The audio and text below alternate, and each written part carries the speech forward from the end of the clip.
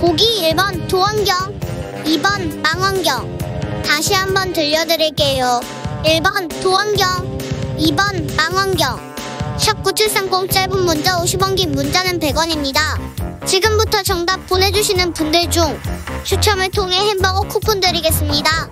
주진우 라이브 돌발 퀴즈 내일 또 만나요.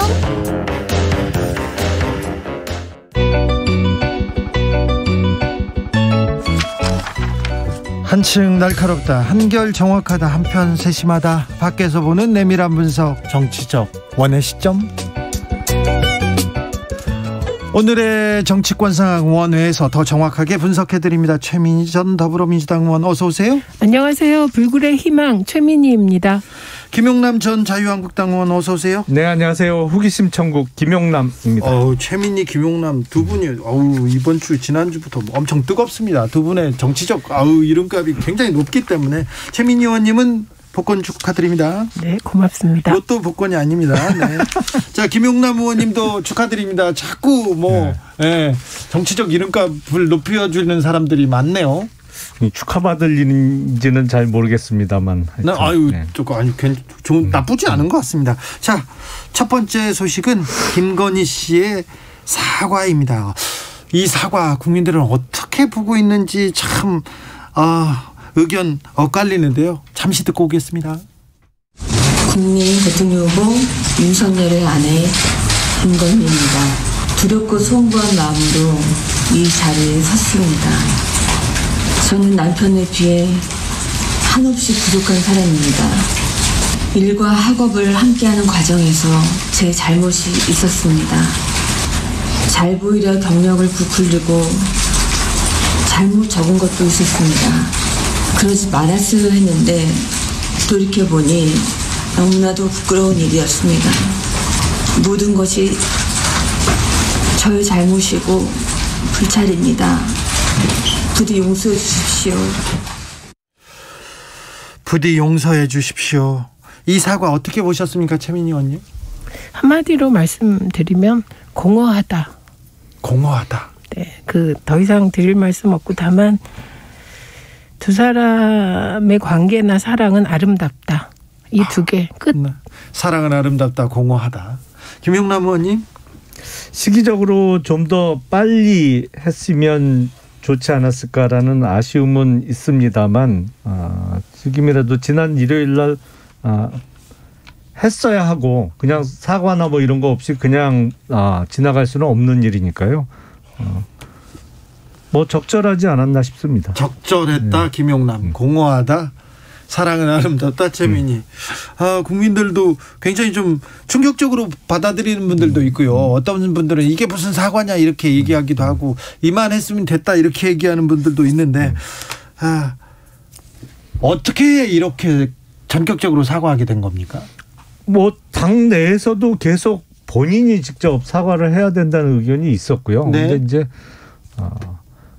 글쎄 그런 거에 익숙하지 않은 사람들은 정말 전 국민 앞에서 카메라 앞에서 나서서 이렇게 본인의 부끄러운 과거에 대해서 이야기한다는 것 자체가 사실은 좀 떨리고 겁나는 일이잖아요. 그렇죠. 그러니까 본인의 결단을 촉구하는 목소리가 있었기 때문에 좀 다소 시간은 지체됐습니다만 일요일 날 자리를 마련하게 된 것으로 알고 있습니다. 5526님께서 사과문이 아니라 수기 같았어요. 연애 수기라는 말이 맞는 것 같습니다. 최민희 의원님? 우선 딴 건 모르겠고요. 개인적인 차원에서의 사과는 용기를 냈다 인정합니다. 예. 네, 그런데 국민의힘은 선대위가 제대로 작동하는 것인가? 네. 저는 이게 가장 큰 문제로 보였어요. 그냥 선거 일반 원칙에 따르면 선거 시기 사과문에서 감성은 최대한 배제하고 그게 이제 바디랭귀지로 표현이 되는 건데 그 바디랭귀지로 표현되기에는 너무 외모가 화려했어요. 그래서 이런 거를 통제하고 적절하게 좀 드라이하게 고치고 이런 기능이 없나 보다. 그래서 제가 걱정하는 건 이런 실수가 반복되겠구나. 이런 거였습니다. 그래서 이 부분은 조금 점검을 하시면 좋겠고 저는 제대로 사과하고 일정 부분 책임질 거 지고 그래서 이 국면이 빨리 넘어갔으면 좋겠습니다. 네. 그래서 정책 대결로 갔으면 좋겠는데 어제의 김건희 씨 등장은 새로운 시작, 감성적으로나 선거운동적 관점에서 새로운 시작이 될 거다. 이런 생각이 듭니다. 사과의 방식은 둘째치고 사과했으니까 끝날까요? 아니면 최민희 의원의 지적대로 새로운 시작이 될까요? 이제 다른 국면이 될까요?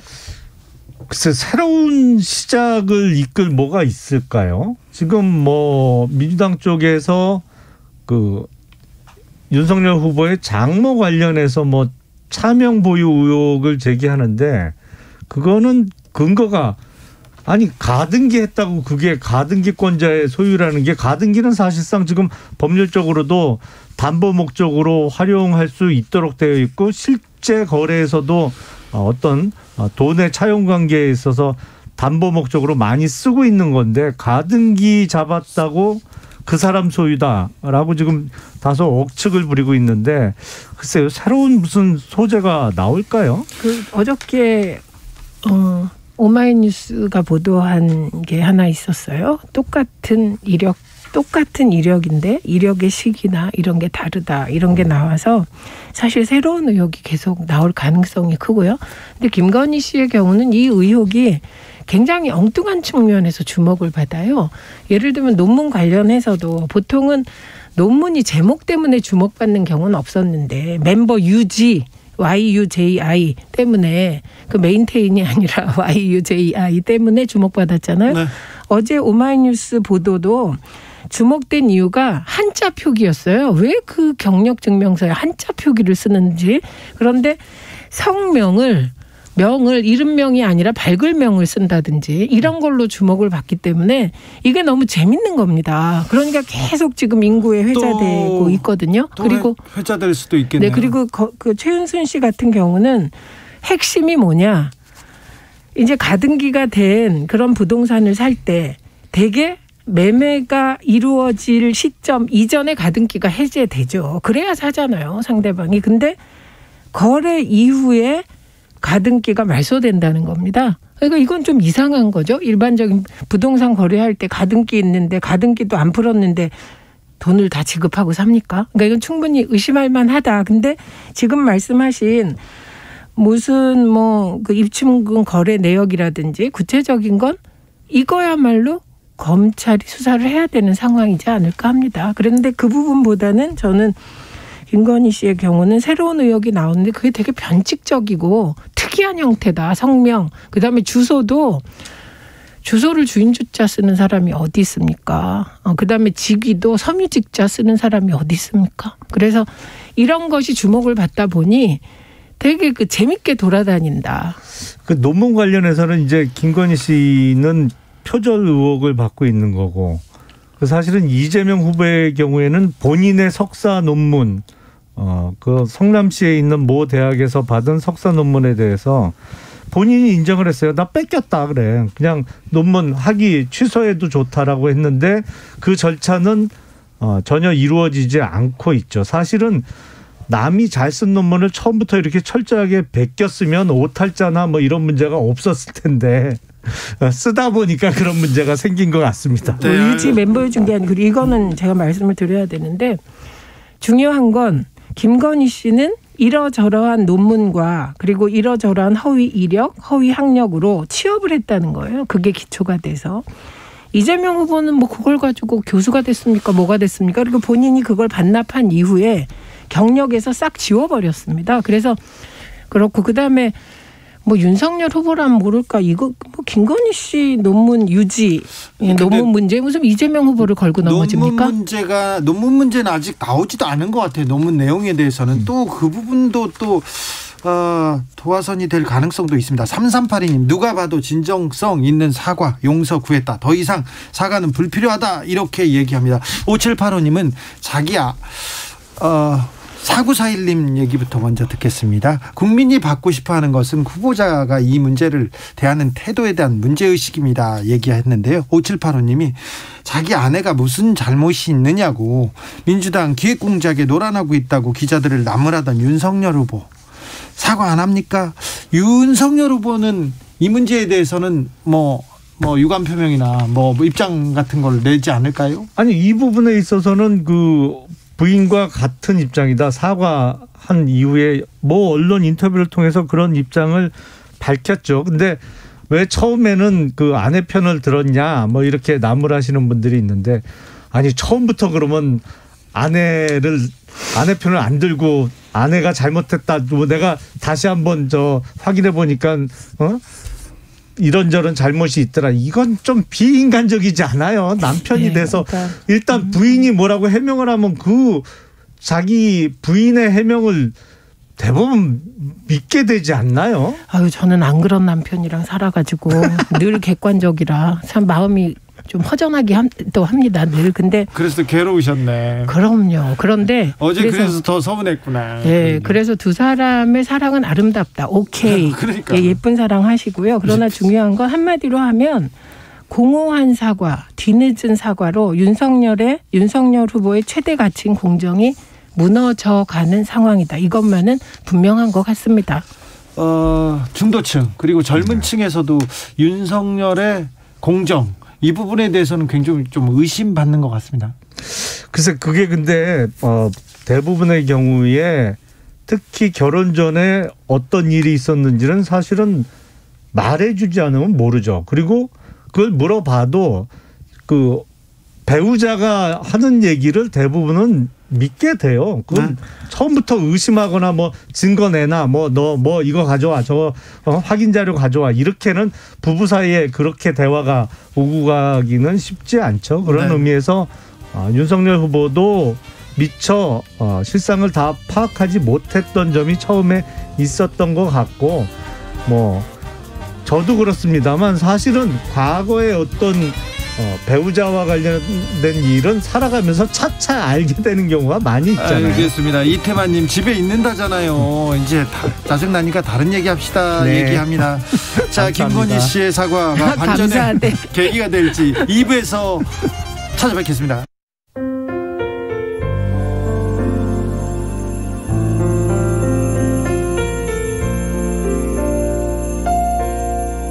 KBS 라디오 연중기획 희망충전 대한민국 462번째 이야기. 안녕하세요. 아나운서 이현주입니다. 8살 태랑이의 책상 위에는 자랑스러운 트로피가 우뚝 서 있습니다. 전국 콩쿨 대회 성악 부문에서 당당히 대상을 수상한 태랑이. 합창단에 들어간 지 얼마 되지 않았는데 벌써부터 두각을 나타내고 있습니다.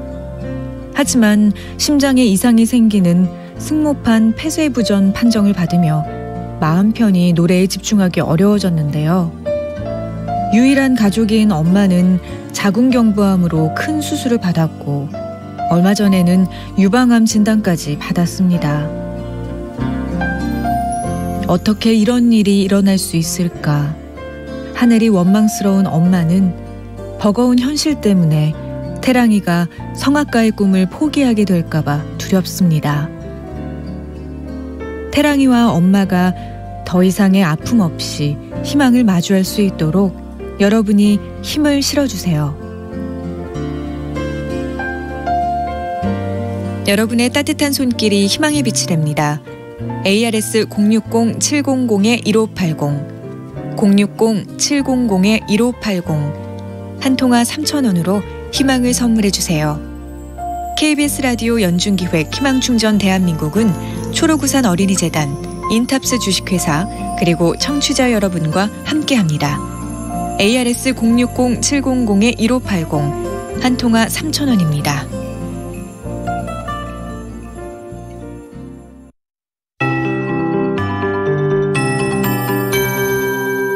KBS 58분 날씨.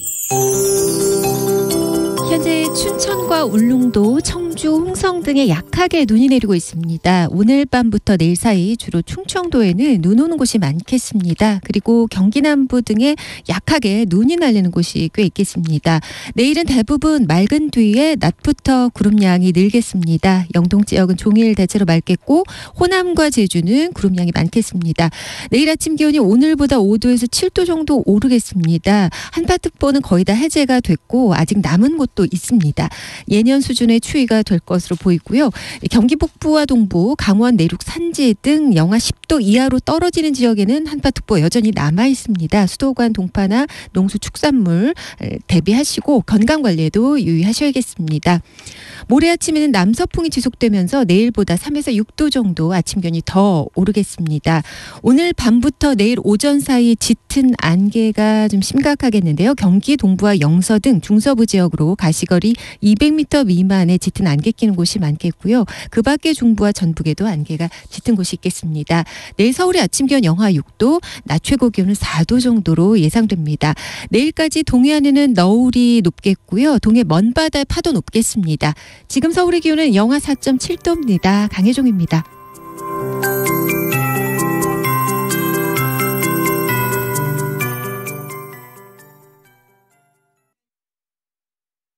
정성을 다하는 국민의 방송 KBS가 6시를 알려드립니다. AM 711kHz, FM 97.3MHz, KBS 1라디오입니다. HLKA.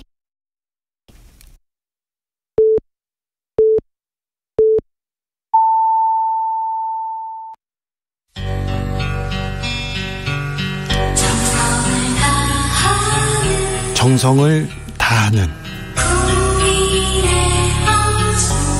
국민의 방송 KBS 주진우 라이브. 그냥 그렇다고요.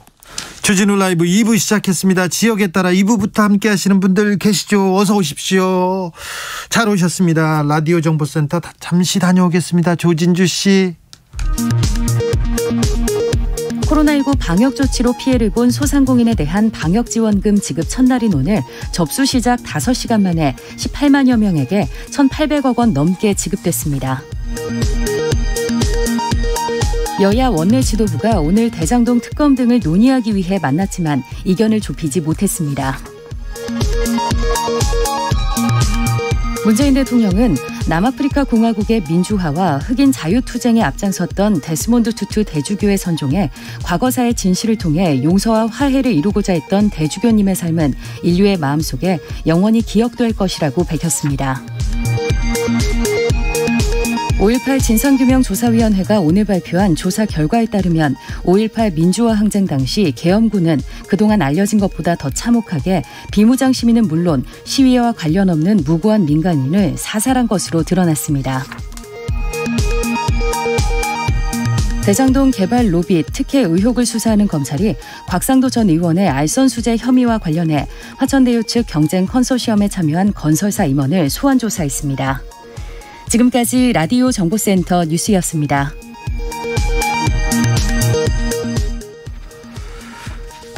정치적 원의 시점 이어가겠습니다. 김용남 특보를 윤리위에 제소한다는데 이거 왜 그런 거예요? 이유나 좀 알아야 되겠어요. 일단은 지난주 화요일 날 이준석 대표가 두 번째로 국민의힘 선대위를 또 뛰쳐나갔잖아요. 네.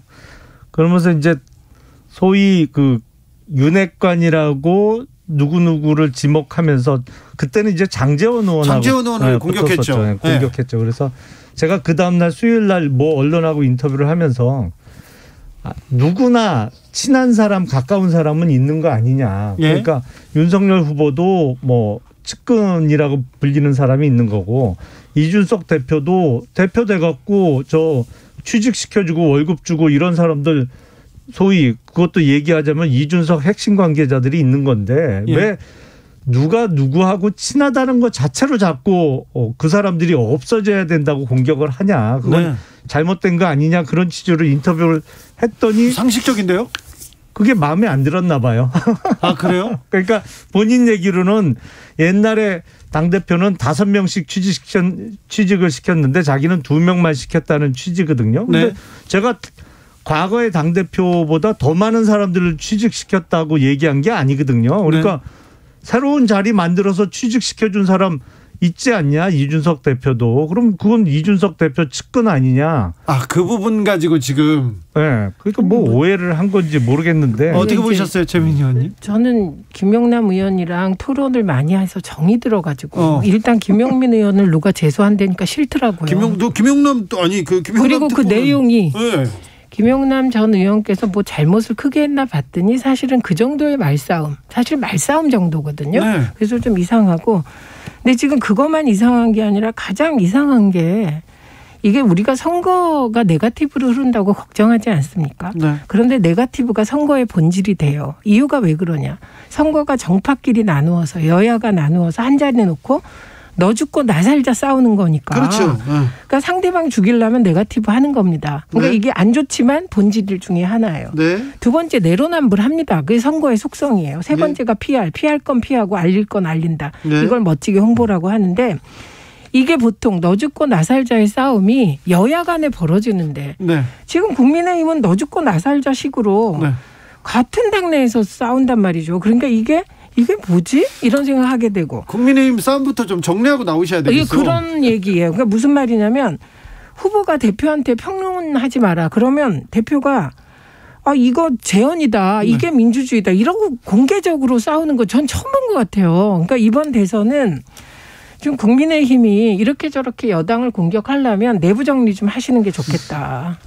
저희도 그게 제일 정말 환장할 지경입니다. 네. 왜냐하면 그 당대표가 특히 대선을 70여일 앞두고 민주당이나 상대당 후보에 대한 공격에 집중해도 시원찮을 판에 자꾸 내부 총질만 하니까 그거 하지 말라고 얘기를 한 건데 네. 이해하기 참 힘든 상황이에요. 이해하기 힘든 지금 선거를 보고 있습니다. 2261님께서 이준석 당대표는 정권 교체에 별 생각이 없는 것 아닌가 이렇게 비춰집니다. 강 건너 불구경하듯 역할을 안 할 거면 조용히 있는 것이 도와주는 것 아닙니까 하는데 매일 지금 인터뷰를 하시고 매일 지금 후보를 공격하고 있습니다. 그런데요, 한 예능 프로그램에서 내가 대통령 되는 거하고 윤석열 후보가 대통령 되는 거하고 뭐가 중요한가 뭘 선택하겠냐 했더니 이준석 대표가 바로 내가 대통령 되는 걸 바로 고르더라고요. 요거는 어떻게 봅니까? 그래서 이건 정말 루비콘 강을 건넌 사이구나. 그래서 진짜 윤석열 후보는 지금 몇 개, 그러니까 사면초가라고 흔히 얘기하는데 진짜 힘든 상황이다. 이건 분명하고요. 그리고 그 장면을 보면서 제가 셈법이 다르구나. 지향이 다르구나. 이걸 느꼈습니다. 그래서 이준석 대표는 다음 지방선거와 차차기 대권을 누리고 다음번이 차기잖아요. 네. 그러면 그 다음 그러니까 차차기 대권 행보를 시작했구나. 이거를 고발언으로 느꼈어요. 저는. 네. 그래서 뭐 지금 본인이 뭐 후보 바꿔도 본인이 될 가능성은 없잖아요. 피선거권이 아예 헌법상 없죠. 예. 그러니까 이게 차차기 대권 행보를 벌써 시작했구나. 그리고 뭐 이 비슷한 질문을 어딘가에서 했어요. 근데 그것도 부정하지 않았어요. 그러니까 대통령의 뜻이 있냐 비슷한 질문에 대해서 부정하지 않는 걸 보고 이건 정말 전대미문의 상황이다. 이렇게 생각했습니다. 사람이 벼락 출세를 하다 보면 객관적으로 상황을 못 보는 경우가 생기나 봐요. 사실은 지난 전당대회에서 뭐 좋은 표현이지만 혜성처럼 등장해서 당대표가 됐어요. 네. 30대 당대표가 됐는데 네. 우리 헌법상 40세가 넘어야 대통령으로서의 피선거권이 있잖아요. 그러니까 네. 어차피 이번 선거는 아예 출마가 불가능한 상황인데 뭐 정치인으로서 5년 후에 대통령을 꿈꾼다? 꿈은 꿀 수 있죠. 네, 근데 꿈꾸는 일은 자유고요. 그 꿈을 꾸면서 이루고자 하면 현실에서 좀 주위 사람들 적어도 당내 국민들의 인정을 받을 만한 언행을 하면서 해야 되는데 지금 보여주는 모습은 자기 정치를 해도 어느 정도지 유분수지 뭐 다 많은 사람들이 그렇게 느낄 수밖에 없는 상황이거든요. 646 제가 보면서 이제 사람이 망가지는 경우를 몇 가지 봅니다. 어떤 사람이 계속된 실패로 망가지는 경우가 있어요. 좌절하고 망가질 수가 있죠. 근데 다른 케이스는 뭐냐면 자신의 자질이나 역량을 뛰어넘는 너무 큰 성공을 거두거나 너무 큰 벼슬을 갑자기 하는 경우에 망가지는 경우를 종종 봐요. 왜냐하면 그걸 지탱할 힘이 없거든요. 역량이 안 되거든요. 소년급제 망한 사람들 좀 많이 있죠. 근데 제가 보기에 이준석 대표는 한때 국민의힘의 구세주였습니다. 그렇죠. 네. 얼마 전까지만. 그래서 저는 세상 모든 사람의 역량이라는 게 그 상황에서 순기능도 하고 역기능도 하는데 그 국민의힘의 구세주일 때 이준석 후보는 순기능을 한 거고 네. 지금 이제 대권 국면으로 넘어오면 후보 중심으로 돌아가는 거잖아요. 그래서 저는 이준석이라는 사람을 대표로 뽑고 관리할 역량이 부재한 거다. 네. 국민의힘 쪽 세력이 이런 느낌이고 그다음에 또 하나는 이준석 대표가 벼락 출세다. 거기엔 동의 안 합니다. 왜냐하면 이준석 대표가 2012년에 비대위원으로 픽업된 이후로 거의 10년 동안 그때 비례대표를 받을 수도 있는 사람인데 비례대표를 안 받고 10년 동안 정말 그 TV 토론부터 모든 토론을 나가면서 단련돼 와서 그건 아니고 오히려 벼락 출세라면 갑자기 검찰총장 그만두시고 네. 대국민의힘의 후보가 된 윤석열 전 총장이 벼락 출세가 아닐까 싶습니다. 아니, 정치 이력이 짧다고 꼭 그걸 벼락 출세라고 얘기하는 거는 조금 안 맞는 것 같고요. 이준석 대표의 경우에는 말씀하신 대로 이제 처음 시작을 비대위원으로 시작했잖아요. 26살 때. 네. 그러니까 비대위원은 정상적인 상황에서는 최고위원급이잖아요. 그게 비대위원장이 당대표를 대신하니까. 그러니까 회사 생활을 시작하면서 입사하면서부터 이사직급부터 시작한 거예요. 그리고 네. 계속 이사직급으로만 있었던 거예요. 그러니까 뭐 말단부터 시작해서 이렇게 대리, 차장 이렇게 올라간 적이 없고 뭐 그냥 26살 때부터 일종의 기획실장님으로 입사를 해갖고 그냥 10년을 지나다가 당대표가 된 건데 그래서 그런지 기초가 약한 것 같아요. 기초가 약합니까? 망가졌습니까? 근데 이준석 대표가? 그래서 어쨌든 그건 본인 하기 나름이겠죠. 어쨌든 앞으로라도. 제가 드리고 싶은 말씀은 내부 정리하시고 네. 나오시는 게 좋겠다. 네. 아무튼 이겁니다. 당대표하고 후보하고는 좀 정리하셔야 네, 되겠어요. 네, 네, 네. 저희도 정리하고 싶어요. 네. 어떻게 정리하고 싶습니까? 잘. 네, 알겠습니다. 3007 안으면 따갑고 던지면 터지는 김종인 합법 아닌가요? 얘기도 하고요. 6466님 김용남 의원님 속상하시겠어요. 잘 말씀하셔서 오해 푸셨으면 좋겠습니다. 4414님 커플티가 다 가짜였나요? 네, 커플티 입을 때는 좋았는데 네, 그 다음부터는 네. 그것도 너무 촌스러웠어요. 티가. 네. 좀 안 어울렸어요. 네, 윤석열 후보의 안 어울리고 빨간... 이준석 대표한테만 어울렸어요. 네, 솔직히. 네. 네. 투샷이 이제 이준석 대표한테 가 있었습니다. 9589님 국민의힘식 뉴 노멀입니다. 좋아 보입니다. 여기서 얘기합니다. 자, 2661님께서는 가까이서 윤 후보를 지켜보니까 윤 후보는 안 된다는 거를 인지하지 않았을까요? 이 대표가 이렇게 물어보는데. 그러면 더 나쁜 사람이죠. 아, 그래요? 뭐 어찌 됐건 간에 선거는 끝까지 최선을 다해야 되는 거고 그게 당원이나 당직자뿐만 아니라 제일 큰 책임을 맡고 있는 당대표라면 정말 전력을 다해서 하는 데까지 다 해야 되는 거지. 거의 그 막말로 지금 간 본다는 얘기밖에 안 되잖아요. 그 얘기는. 근데 김종인 위원장에 대한 기대가 크지 않습니까? 그럼 보수 지지자들 사이에서 김종인 위원장이 캠프에 들어오면 윤핵관이라는 그 단어도 사라지고 뭔가 정리가 될 것 같고 이준석 대표도 김종인 위원장 얘기는 좀 들을 것 같다 이런 건데 지금은 거의 통제 밖으로 나간 것 같고 김종인 위원장이 이게 그립을 잡는다고 했는데 그립이 전혀 안 됩니다. 그러니까 네. 지금 저는 그 국민의힘이 제가 2012년 민주당 대선 경험에 비추어 볼 때 거의 유사하고 그때보다 조금 더 심한 것 같습니다. 그래서 아까 우리가 어떻게 해결할까 이렇게 얘기를 했는데 이 후보의 결단이 필요해요. 김종인 위원장한테 진짜 정권을 주든지 아니면 후보가 아예 드립하든지. 직접 잡든지. 네. 그런데 지금 후보가 김종인 위원장한테 이 그립을 심하게 해달라 그랬잖아요. 네. 그립 세게 해 주십시오. 그런데도 그립이 안 되는 겁니다. 김종인 위원장의 그립이. 거기 그 이후부터 파헤쳐야 될 상황이고 그러다 보니 이번 대선이 이상한 걸로 싸우는 거예요. 예를 들면 토론하자. 토론하면 싸움 된다. 대장동 특검 받으면 토론할게. 이게 뭡니까 이게.